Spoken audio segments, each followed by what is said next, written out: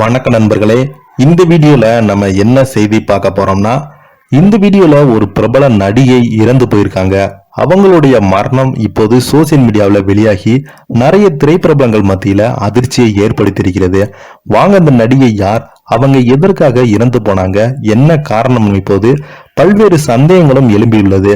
அதுக்கு முன்னாடி முதன்முறையாக நம்ம சேனலை பார்க்குறீங்கன்னா சப்ஸ்கிரைப் பண்ணாதவங்க எல்லாம் சப்ஸ்கிரைப் பண்ணிக்கோங்க. பெல் பட்டன் சிம்பல் அமைக்கி நம்ம சேனலோட நோட்டிபிகேஷனை எனபிள் பண்ணிக்கோங்க. நாங்க போடுற வீடியோ உங்களுக்கு உடனுக்குடனே வந்து சேரும். பிரபல நடிகை ஷிமானா திடீரென மரணம் அடைந்து போயிருக்காங்க. பிரபல நடிகை ரிஷாட் லபனி ஷிமான் உடல்நலக்குறைவின் காரணமாக நேற்று முன்தினம் காலமாயிருக்காங்க. அவருக்கு வயது 39. மூளையில இரத்த கசிவு ஏற்பட்டதன் காரணமாக உயிரிழந்ததாக அவரது சகோதரர் நடிகை ஷிமானா காலமான செய்தியை அறிவித்திருக்காங்க.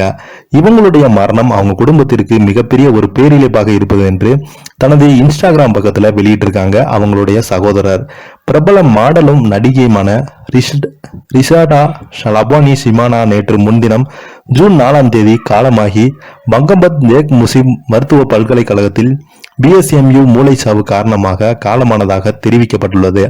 அவரது சகோதரர் எஸ்எப்பின் அலி மற்றும் அவரது முன்னாள் கணவர் பாடகர் பர்வேஷ் அசாத் ஆகியோர் இந்த தகவல்களை உறுதி செய்திருக்காங்க.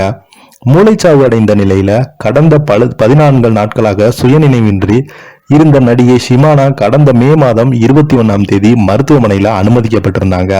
அவரது குடும்பத்தினருக்கு அளித்த தகவலின்படி மே 21 அன்று இரவு ஷிமானாவுக்கு திடீரென உடல்நல குறைவும் ஏற்பட்டுள்ளது.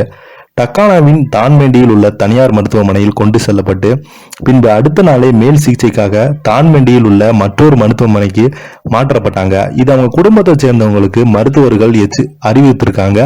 இவங்களுக்கு உடனே மருத்துவமனையில ட்ரீட்மெண்ட் கொடுக்கணும், இவங்க உயிருக்கு மிகப்பெரிய ஒரு ஆபத்து என்று மருத்துவர்கள் சொல்லியிருக்காங்க. பின்னர் தலைநகரம் அகர்கானில் உள்ள தேசிய நரம்பியல் மற்றும் மருத்துவமனையில் அனுமதிக்கப்பட்ட அவங்களுக்கு அங்கு அவருக்கு மே 25 அன்று மூளையில அறுவை சிகிச்சை செய்யப்பட்டது. அதனைத் தொடர்ந்து அவரது உடல்நிலை மேலும் மோசமடைந்த நிலையில மே 29 அவருக்கு வென்டிலேட்டர் சிகிச்சை அளிக்கப்பட்டது.